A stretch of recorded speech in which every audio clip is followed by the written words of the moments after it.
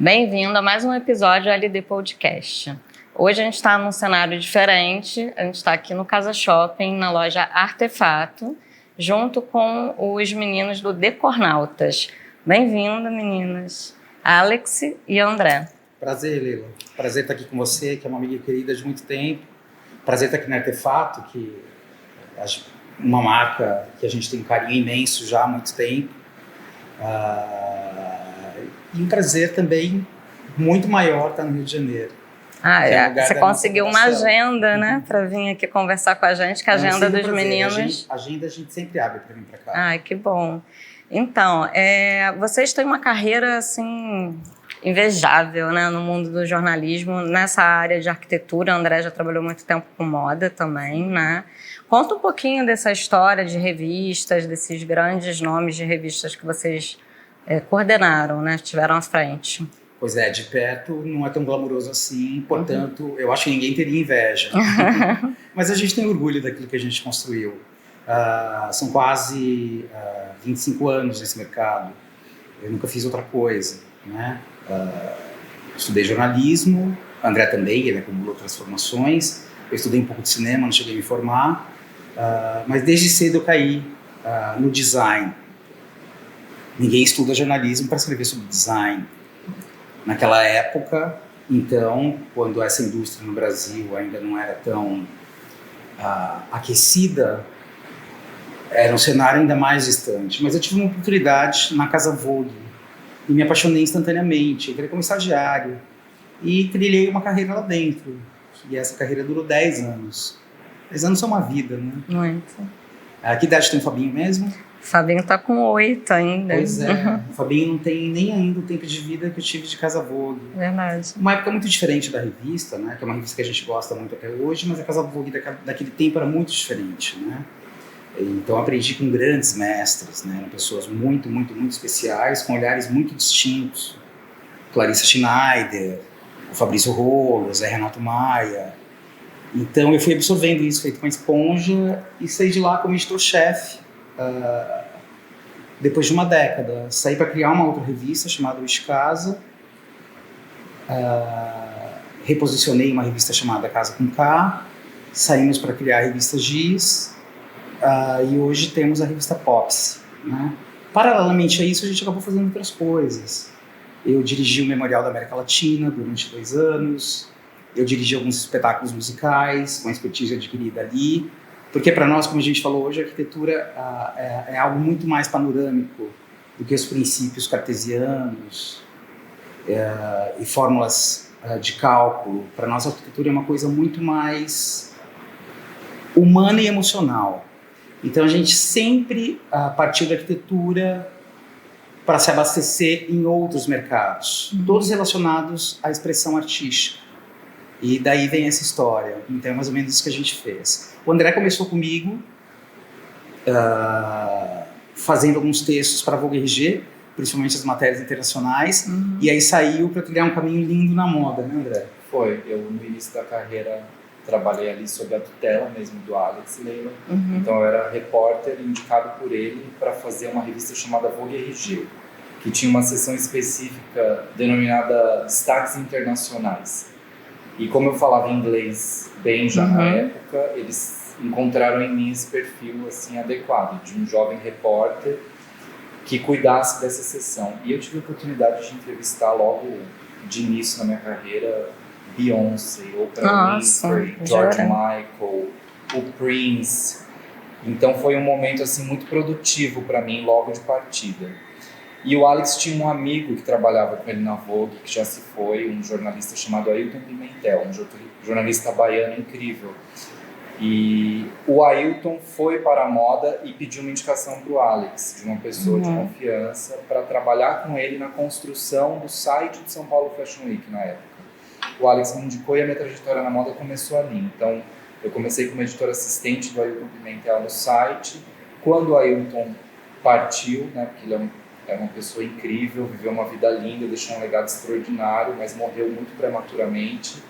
Eu assumi, porque eu era o editor direto dele, eu assumi a liderança mesmo do site do São Paulo Fashion Week, e a partir disso eu tive a oportunidade de mostrar o meu trabalho com mais liberdade mesmo editorial. Aí criei vários sites para o São Paulo Fashion Week de conteúdo, fiz parte da criação de uma revista, a Mag, FFW Mag, que era uma revista de arte já em moda, lá em 2004, 2005. Então tudo isso foi me trazendo esse know-how de moda e eu fui não só aprendendo sobre moda, como me apaixonando por moda. E trilhei uma trajetória de mais ou menos 10 anos, né? Trabalhei com a Érica Palomino, que é uma grande referência. Trabalhava diretamente com o Paulo Borges, que é o criador do São Paulo Fashion Week. Quando o Fashion Rio foi lançado, eu fazia parte da equipe de conteúdo, da primeiríssima equipe de conteúdo. A primeira cobertura do Fashion Rio foi toda desenhada editorialmente por mim e pela minha equipe. A ocupação do Pierre Mauá, a revitalização daquela área que era completamente abandonada. Não existia museu, não havia nada ali, era uma espécie de local abandonado da cidade. E a moda trouxe essa relevância. Esses movimentos começaram a despertar o meu interesse para além da moda, né? Porque eu percebi que a arquitetura em si, por exemplo, cenográfica do Fashion Rio e de São Paulo Fashion Week, tinha essa força transformadora mesmo, de chamar muita atenção de público e, consequentemente, movimentar os eixos de interesse até mesmo de uma cidade.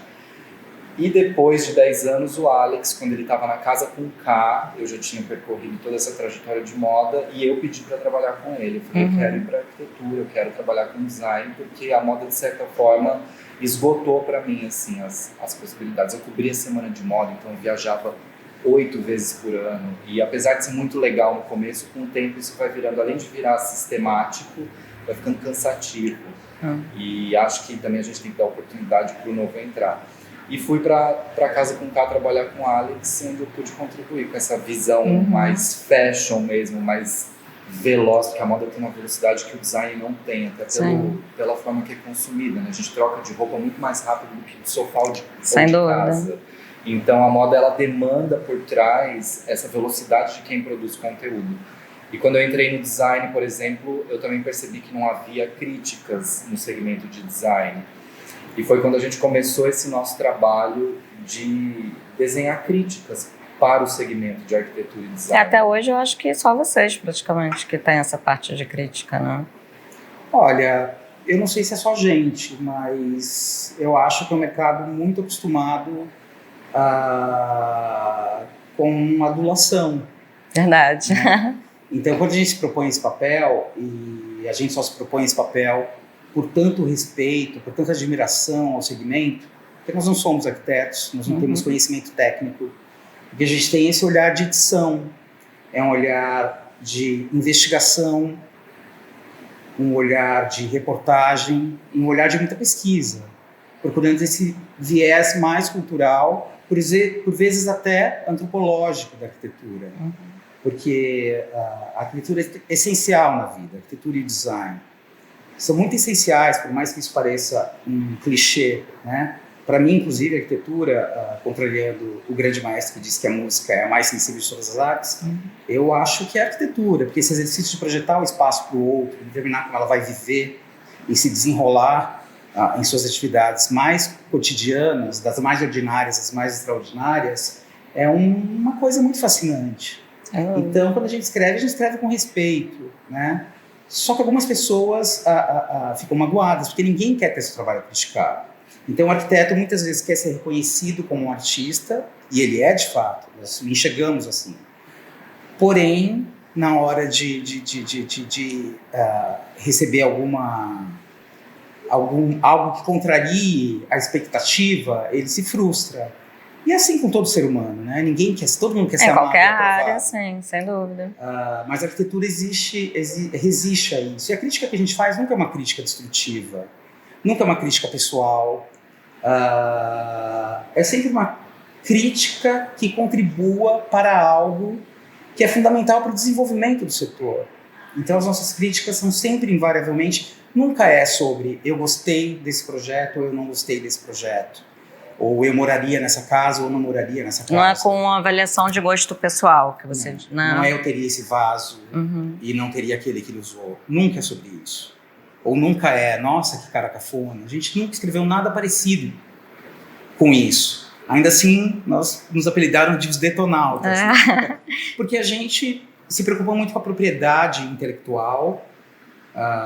As ideias não são valorizadas.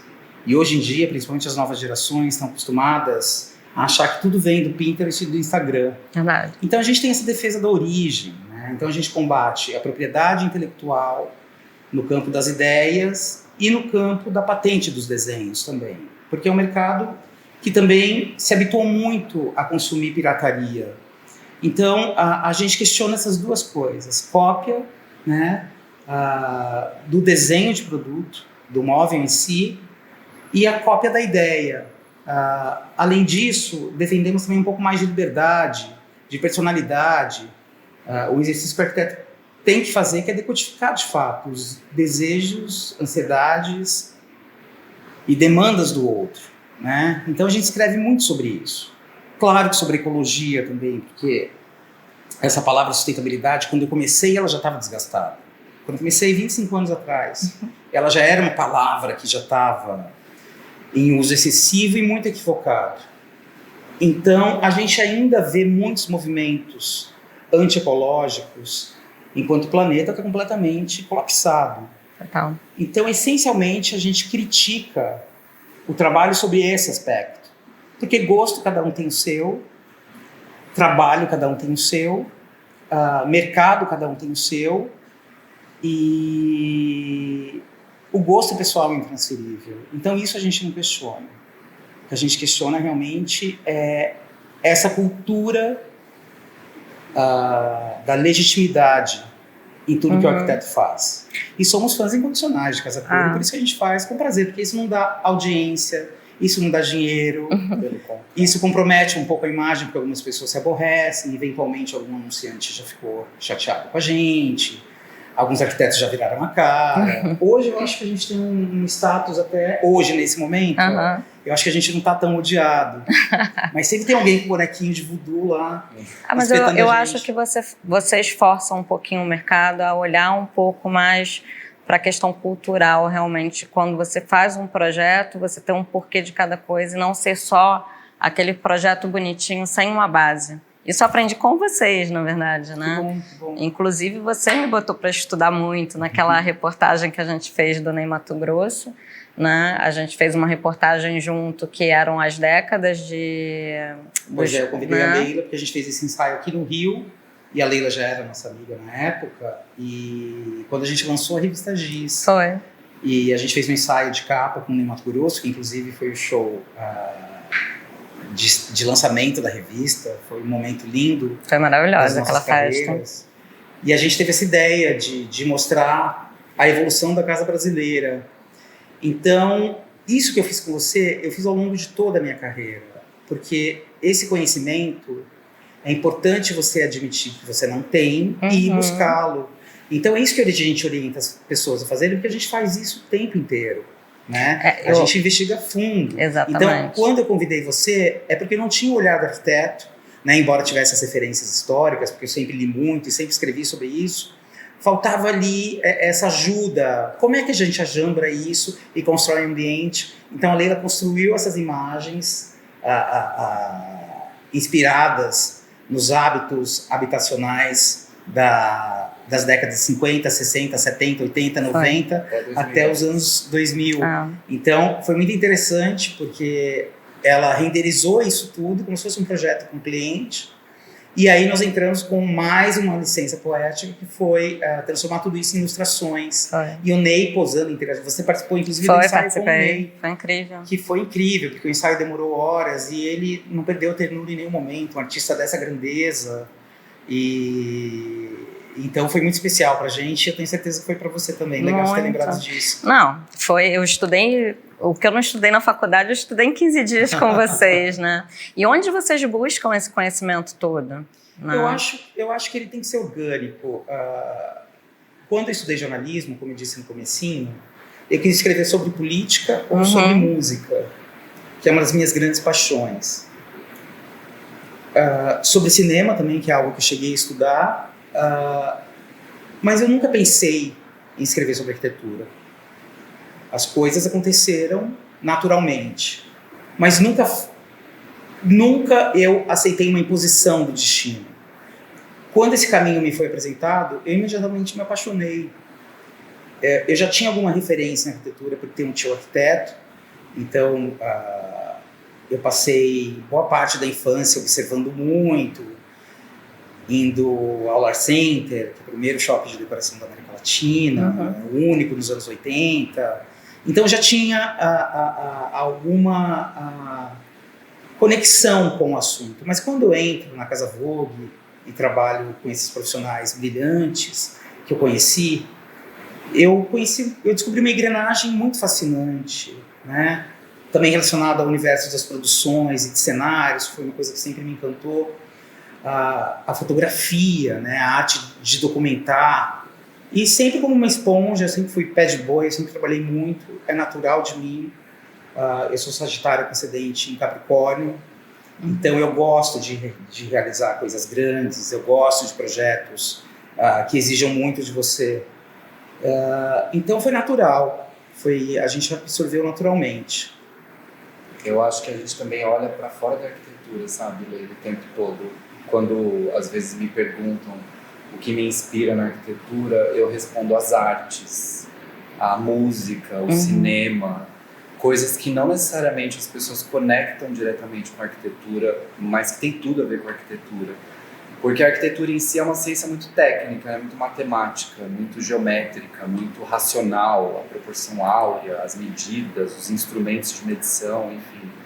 A formação técnica que é necessária, como o Alex falou nesse ensaio do Ney, a gente precisava desse aspecto técnico, porque nós não temos essa formação, você tem essa qualificação. Mas, para além disso, a gente entende que esses satélites da arquitetura, na verdade, compõem todo o sistema planetário da arquitetura. Não existe sem arte, não existe sem música, sem cinema. Então, a gente se inspira muito nessas outras áreas. Assim. Quando eu vou escrever um texto de arquitetura, geralmente a minha última leitura é a arquitetura em si. Eu procuro saber as referências artísticas daquele profissional, o que ele estava ouvindo no momento que aquele projeto foi criado, né? Posso citar, sei lá, Oscar Niemeyer tinha muito aflorado isso no trabalho dele, né? Ele era um humanista, ele se associava com antropólogos, com indigenistas, com pessoas da arte, Atos Bulcão, por exemplo, Darcy Ribeiro. Então, esses aprendizados de que a arquitetura é mais do que o prédio em si, eu acho que são os mais valiosos. Eu acho... O que vocês acham hoje que falta? Que eu acho que tem muito a ver com isso na geração dos arquitetos dessa década. É uma opinião meramente observativa.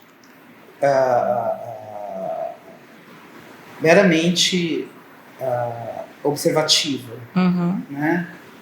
Porque, dependendo do ponto de vista de cada um, essa visão vai ser muito diferente. Né? Do meu, que é particular, e é só meu, eu atribuo a fragilidade do ensino no Brasil. Nós não temos uma cultura de design,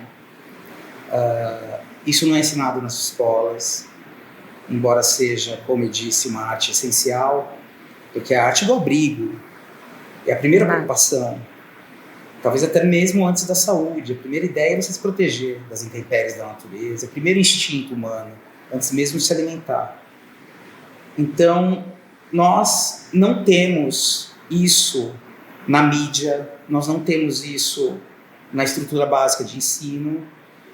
E aí um palpite, porque eu não estudei arquitetura, embora tenha inúmeros amigos que tenham estudado, eu percebo também uma fragilidade no ensino superior. Eu acho que as pessoas não saem da faculdade com a formação suficiente que uma profissão tão delicada demanda. Então é muito interessante buscar um conhecimento paralelo que está nessas artes que o André relacionou. Está em tudo que a gente vê, em tudo que a gente faz, em tudo que a gente consome, às vezes naquilo que a gente não consome, mas que é importante para as pessoas. Então, eu penso que essa deficiência, o que falta, está nesse aspecto mesmo, da estruturação de uma carreira. Raciocinando desse jeito, realmente vem de base, né? Porque desde a escola, na maior parte das escolas, não é normal realmente você ter inserido muita arte ou muito design. A gente não tem isso na base. A gente tem muito en passant, né? Então, enquanto você chega na faculdade, continua esse ritmo. Mas eu acho que falta muito mais também a busca pessoal de cada um, né? De aprimoramento, porque vocês não são arquitetos e vocês sabem muito mais, às vezes, do que muitos arquitetos. Sabemos muito mais, vírgula, porque a gente não sabe o fundamento. A gente assim, não a sabe parte técnica, óbvio. Né? Fazer uma parede. Então a gente busca, Sim. a gente pode avaliar um projeto.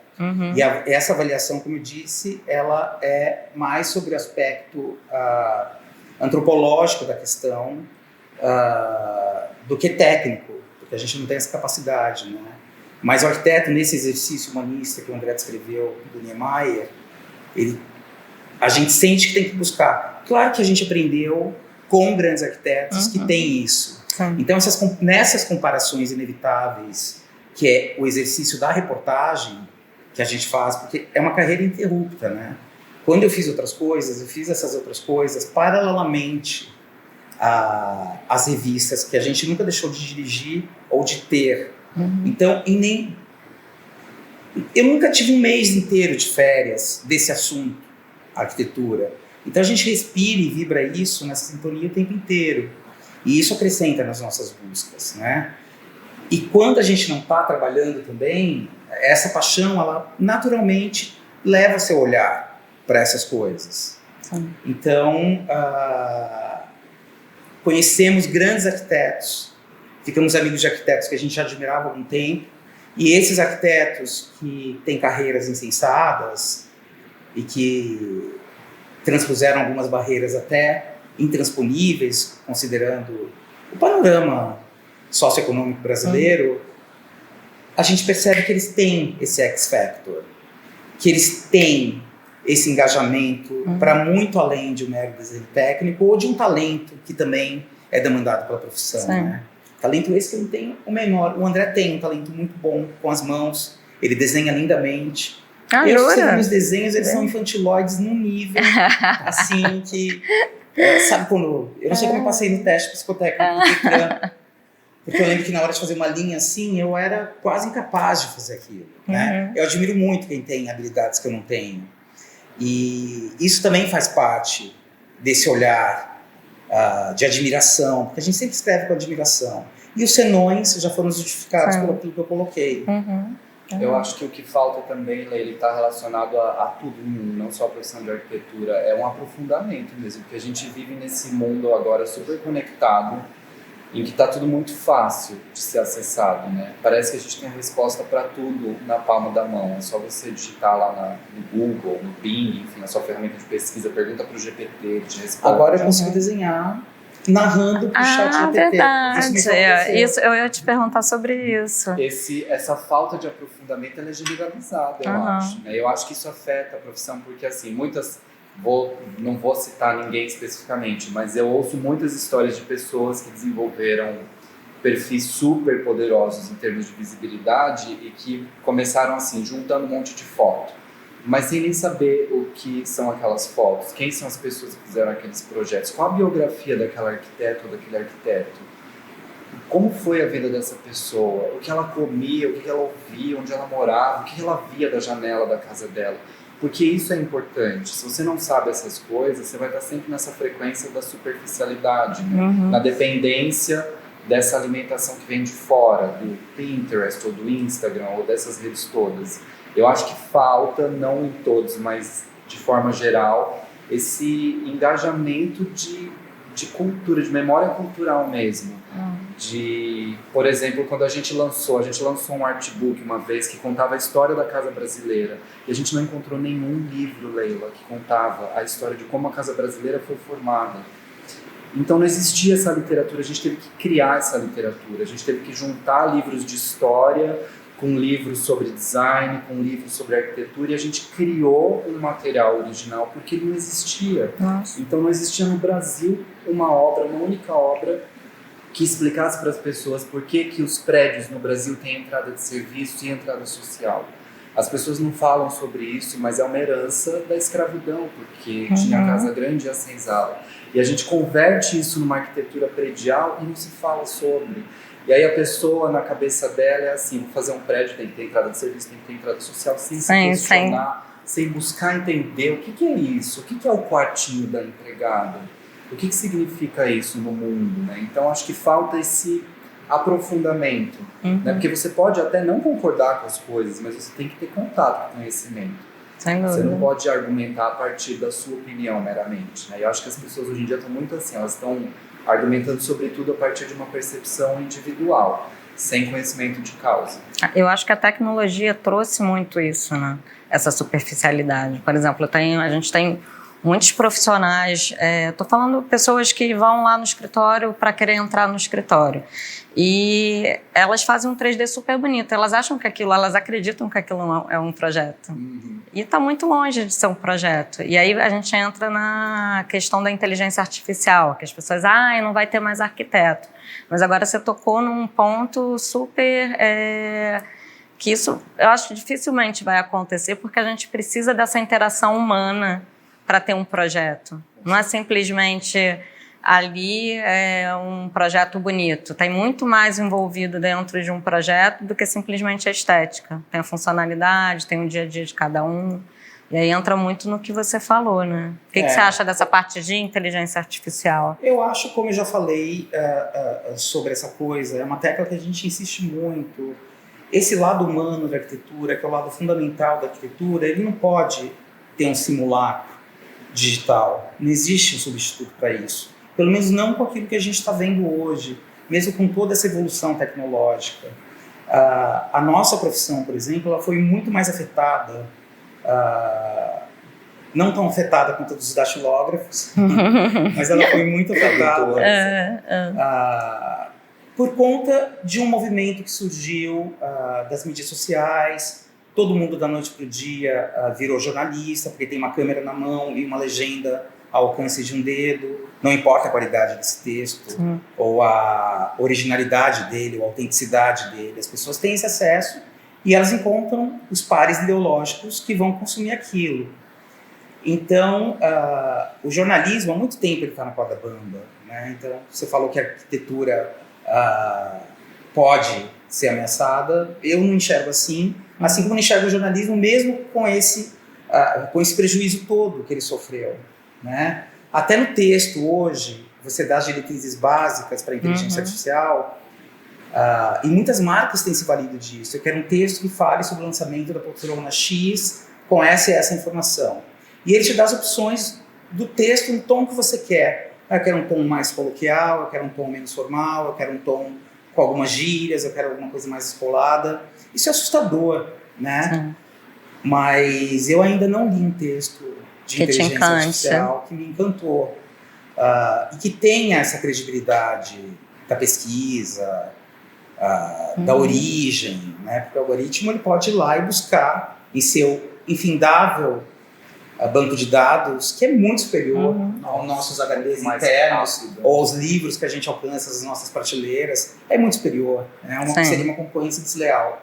Mas não existe esse critério do apuro, e eu, pelo menos, talvez esteja antiquado, mas eu não enxergo essa evolução nesse nível.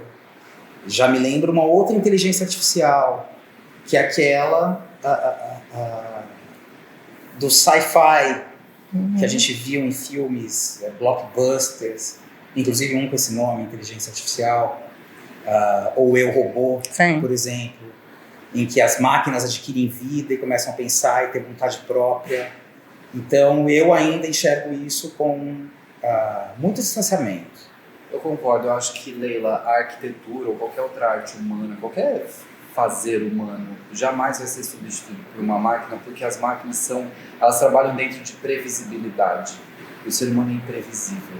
E é isso que faz a diferença, eu acho, seja numa obra de arte, ou num projeto de arquitetura, num objeto de design, numa revista, num texto, como o Alex disse. A alma que a gente fala, né? Tá com alma, a coisa tem vida, é esse fator imprevisível, é o erro, às vezes, é a imperfeição. E essas máquinas não erram, elas são perfeitas, elas são totalmente previsíveis. O Paulo Mendes da Rocha disse para o Alex uma vez numa entrevista que a arquitetura existe para abarcar a imprevisibilidade da vida, porque a vida é imprevisível, e a arquitetura tem que saber reagir a isso o tempo todo. As máquinas são, como eu disse, totalmente previsíveis. Elas trabalham muito mais eficazmente do que a gente, elas são muito mais rápidas, muito mais inteligentes, mas dentro de algo que é previsível. Elas nunca vão conseguir sair dessa caixinha.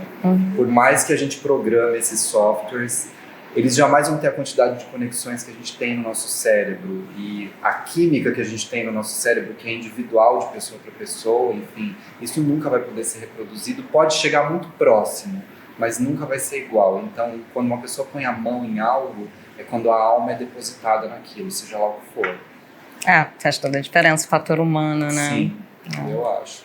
Agora, eu vou voltar um pouquinho para a mostra de decoração, que inclusive um amigo nosso em comum pediu para fazer essa pergunta e eu achei super interessante. Quando um arquiteto vai fazendo uma mostra, é uma super oportunidade, uma Casa Cor, por exemplo, é uma super oportunidade de mostrar o seu trabalho. E a gente vê nitidamente que são poucas as pessoas que conseguem realmente se destacar quando ainda não tem um nome, principalmente. Né? E a gente tem alguns casos, principalmente lá em São Paulo, específicos. Vou falar até o nome da pessoa que é um arquiteto que eu admiro muito, que é o Nildo José, por exemplo, que ele é uma pessoa, é um jovem, né? Não sei quantos anos ele tem, mas eu acho que ele é bem mais jovem que eu. E na primeira mostra que ele fez da Casa Cor, ele já se destacou muito, né? E esse meu amigo que é assessor de imprensa perguntou: Leila, pergunta para eles o que eles acham, por que algumas pessoas, e são pouquíssimas, conseguem realmente se destacar, né? Porque às vezes não é só projeto, tem uma série de outras questões ali que podem influenciar, muito diferente de outras pessoas que às vezes fazem anos nas mostras e não vão ter aquele destaque, né? Então, quais são os fatores, além de um bom projeto, que faz um arquiteto se destacar no meio, ter credibilidade, ter um nome assim realmente reverberado? Bom, tudo é uma questão de circunstância, né? E de você estar no lugar certo, na hora certa, falando com a pessoa certa. Isso não é sobre arquitetura, isso é sobre vida. Vamos comparar com uma coisa bem pop, que é a música. Quantas cantoras da noite você conhece, que você já viu em barzinhos, que cantam infinitamente melhor do que essas pseudo-cantoras que explodem de vender disco? Quer dizer, olha como eu tô velho, que explodem de... Vender disco foi ótimo. Não tava nem no CD, tava no vídeo, LP. E aí, é um comparativo, né? Então, tudo é circunstância de demanda, de mercado, de época. É de talento? Óbvio que é de talento. Mas tem muitos arquitetos que fazem projetos notáveis em suas estreias e não reverberam porque não tocaram naquele momento e naquela ocasião o público que eles precisavam alcançar. E não existe fórmula para isso. Então, eu acho difícil enumerar esses fatores. A carreira do Nildo José, que a gente acompanha muito de perto, a gente estava com ele... legal você ter citado esse exemplo. O Nildo é um cara que a gente sempre enxergou com super talento e a gente conheceu bem antes de Casa Cor. Quando ele vai para Casa Cor, ele apresenta o projeto para a gente. E era um projeto muito bom. O Nildo é um cara que tem isso. Ele realmente é um talento fora da curva. Ele tem uma elegância natural, ele tem uma leitura original, ele tem muitas referências e não copia nenhuma delas. Ele interpreta isso de um jeito dele. Então, eu nunca vi um projeto do Nildo pasteurizado ou que fosse um arremedo de coisa a outra. Isso já nos primórdios, antes de Casa Cor. Então, a gente apoiou aquele talento, a gente nem era amigo, mas a gente deu para ele uma ideia. Não sei se você sabe disso. Não. A gente falou, no seu espaço falta um elemento, ele é lindo, ele é perfeito, ele é impecável na nossa opinião, porque pode não ser a opinião do público. Quem somos nós para dizer, olha, isso vai vender, isso não vende? Se a gente tivesse essa receita, nós estaríamos milionários, né? Então ninguém tem essa receita. É bom estabelecer isso. Mas quando o Nildo mostra o projeto, a gente falou, olha... E na época estava muito em ascensão um artista que você conhece e adora, que é o cubano Jorge Mayet, que faz as árvores suspensas e tal. E a gente falou, por que você não faz alguma coisa um pouco mais lúdica, mais escapista, que provoque a emoção das pessoas. E apresentei o trabalho do Jorge Maia, ele já conhecia. E aí disso surgiu a ideia dele colocar a Kokedama, uma jabuticabeira de Kokedama, assinada pela Aline Matsumoto. Ele foi atrás disso. Mas a partir de um input que a gente deu para ele, né, de trazer essa biofilia de numa leitura mais lúdica. Não atribuo o sucesso da Casa Cor a isso, que logo de cara, como se disse, já reverberou. O sucesso da Casa Cor é dele e ninguém tasca. Era um ambiente em curta-metragem, muito bem resolvido, com uma ergonomia muito bem aproveitada, uma plasticidade muito agradável aos olhos, tanto dos leigos quanto dos mercados, porque a gente conversa com muitos mercados, né? Tem o mercado dos planejados, tem o mercado do móvel solto, tem o mercado da tapeçaria, do papel de parede, da iluminação. Então a gente fala com espectros muito amplos. Então, mas isso, naquele momento, fez uma diferença. Aquilo deu para ele a capa da Veja São Paulo. A capa da Veja São Paulo, por exemplo, que é super cobiçada, assim como deve ser a capa da Veja Rio, em época de Casa Cor, ela foi dele com honra ao mérito, porque era realmente uma das cenas mais espetaculares da mostra. Então, neste caso, a gente teve a gente tem essa pista de por que ele aconteceu. Só que depois dessa mostra, ele começou a ser convidado para fazer outras coisas, e ele provou que ele ia muito além, porque ele só evoluiu. Ele consolidou o que ele mostrou ali, né? Eu não vi nenhum movimento de looping no trabalho dele. Olha, eu preferi o do ano passado. Olha, ele tá incrível, mas esse era mais legal. Eu enxergo a carreira dele fazendo assim. E com uma naturalidade e com algumas características também que fazem dele um cara especial. A gente que tem certa proximidade, ele é nosso vizinho. Embora ele seja nosso vizinho, a gente se vê pouco. Mas ele não é um cara arrogante, apesar do sucesso imenso que ele conquistou. Pouca gente sabe que o Nildo foi convidado muitas vezes para encabeçar programas de televisão. E ele fez uma escolha pela carreira, ele preferiu se dedicar a isso. Nesse exato momento, ele está em Nova York, estudando design. Nossa. Com essa carreira consolidada, ele quer se especializar ainda mais numa ele coisa tem que quantos ele já é muito bom, anos? no desenho de Ele é bem produto. novo, né? Ele tem um pouquinho mais de 30. Ele é bem novo. Então, e tem isso tudo. Você percebe a verdade, a originalidade, as referências culturais. É um cara que lê, é um cara que vê filmes, é um cara que ouve música, é um cara que teve uma educação privilegiada também, porque isso é um... Ele já tem uma base também, né? Tem uma base, te dar um exemplo mas eu conheço milhares de pessoas que têm bases e que não aproveitaram. Mas de meninos que eu gosto muito dessa geração é do Estúdio Roca, por exemplo. Que eles têm uma base muito boa, você vê nitidamente. Eu peguei, assim, eu vi eles desde o início do primeiro Casa Cor, e desde o início do primeiro Casa Cor eles já vinham com algo inusitado, algo diferente, essa base de arte. Né? Eu acho que isso também faz uma grande diferença, né? Exatamente. A gente também conheceu o Estúdio Roca um pouquinho antes da Casa Cor. Tínhamos amigos em comum, né? Ainda temos, mas acabamos nos tornando amigos mais próximos, principalmente do Carlos.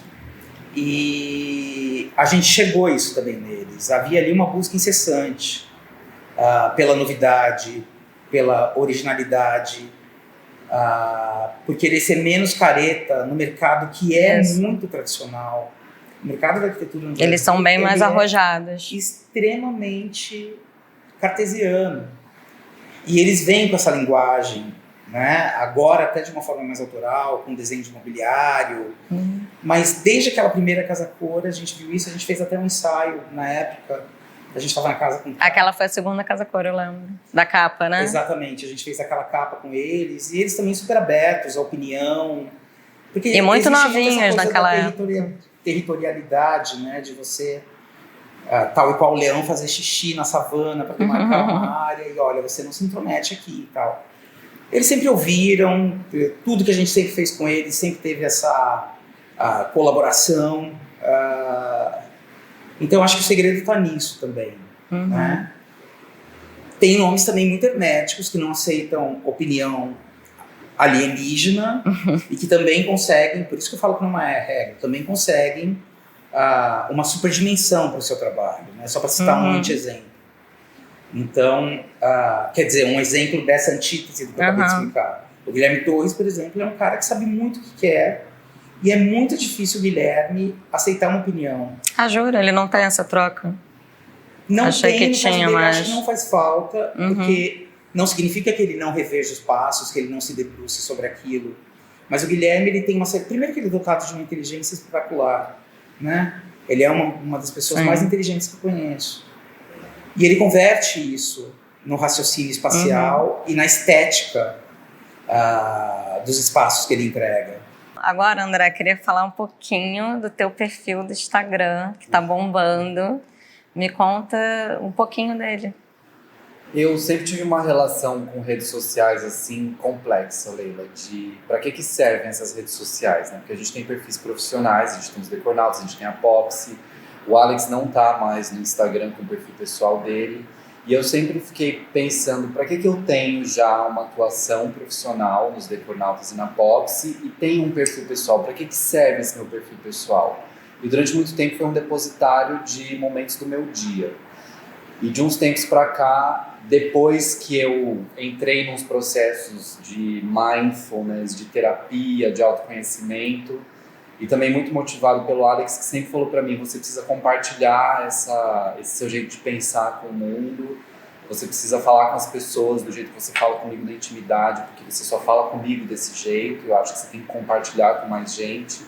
Eu tomei coragem e comecei a fazer uns vídeos falando sobre assuntos que me interessam, sem me preocupar com quantas visualizações isso vai ter, ou se as pessoas vão comentar, se elas vão compartilhar. E surpreendentemente eu me encontrei, assim, para mim foi uma libertação. E eu comecei falando especificamente da minha condição neurodiversa, porque eu fui diagnosticado no fim do ano passado.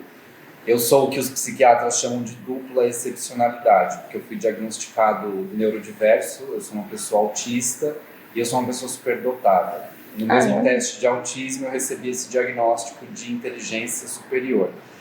E durante uns meses eu fiquei meio, o que eu faço com isso? Eu falo sobre isso? É arrogante falar sobre isso? Como é que as pessoas vão me ouvir? E o terapeuta foi me acalmando e me conduzindo, conversando também com o Alex, eu fui encontrando esse formato. E aconteceu de eu começar a compartilhar leituras do meu dia a dia, que são sobre temas que me interessam, que podem ser crise climática, ou a minha visão antirracista do mundo, a minha visão antissexista do mundo, porque eu acho que o mundo deveria ser comandado pelas mulheres e não pelos homens. Que delícia! Eu acho mesmo, eu acho que a natureza nos ensina isso, né? Na natureza as fêmeas dominam todas as espécies e alguma coisa aconteceu na espécie humana que essa ordem foi subvertida, né? Não dá tempo da gente falar sobre isso, mas a gente entende o motivo por trás disso. Esse jogo de interesses, enfim. E quando eu comecei a fazer isso, eu não esperava a audiência veio, porque as pessoas acho que estão nesse momento em que elas querem ouvir a gente falar sobre verdades verdadeiras e não necessariamente sobre verdades construídas, que são muito essa geração de hoje, né, de influencers que são construídos, de preciso ter um perfil assim, assim, assado, vou falar sobre a casa e vou falar assim, assim, assado porque fulano fez e deu certo, porque não sei quem na gringa faz e funciona. Eu acho que quanto mais desprendido você fica disso e quanto mais você se conecta com você e mostra quem você é no mundo, sem vergonha e sem ter medo do que vai ser a consequência, mais você vai, digamos, higienizar a sua audiência, porque um monte de gente vai parar de te seguir, mas novas pessoas virão e você começa a se realinhar. É como se sua energia estivesse sendo realinhada. Então esse meu perfil pessoal, que não tem nada a ver com os Decornautas, mas que eu acabo compartilhando muita coisa nos Decornautas, porque eu falo sobre assuntos correlatos, ele é sobre isso, ele é sobre a minha visão individual de mundo e eu abrindo meu coração para as pessoas, né? Sem medo. Eu te sigo, eu adoro. Sem medo dos likes, sem medo do julgamento, porque a gente é julgado o tempo todo, né? E eu aprendi que quando a gente não tem, Leila, evidências, a gente não tem conhecimento, a gente tem que reservar o nosso julgamento. Então eu tenho certeza que muita gente tem opiniões sobre as coisas que eu posto que podem ser até contrárias ao que eu falo, ou podem duvidar do que eu falo. E eu acho que o jogo é esse mesmo, de isso não me importa mais. Me importa compartilhar isso, porque eu brinco com o Alex, se eu morrer amanhã e meu Instagram ficar É quase um diário, né? fica lá uma coisa útil para alguém. A tua história, a né? minha história, um pouco do meu cérebro. A pessoa tem acesso a um espaço aqui dentro que antes ela não tinha. Não é só minha selfie linda, não é só minha roupa do dia. Então é sobre isso. Ai, que delícia. Meninos, eu tô triste que eu tenho que encerrar. Repete isso. Tô muito triste porque eu tenho que encerrar. Não gostaria de encerrar. Inclusive, vocês estão intimados a voltar, que eu tô sabendo que vocês vão vir aqui dia 19 de outubro. O Rio é sempre um prazer. Então, a gente vai fazer um outro podcast com mais tempo ainda pra gente falar. Vai ser um prazer. E é isso, gente. Muito obrigada Obrigado pela você. participação. Vamos encerrar mais esse podcast com esses meninos incríveis. Eu tô assim, realmente triste de estar encerrando, porque a gente ainda tem muito assunto para falar com eles. Mas toda quinta-feira a gente posta aqui no canal mais um episódio. E aqui embaixo eu vou deixar, quem não segue, quem ainda não segue eles, vou deixar o Instagram deles, o Instagram do André também e o meu. Obrigada.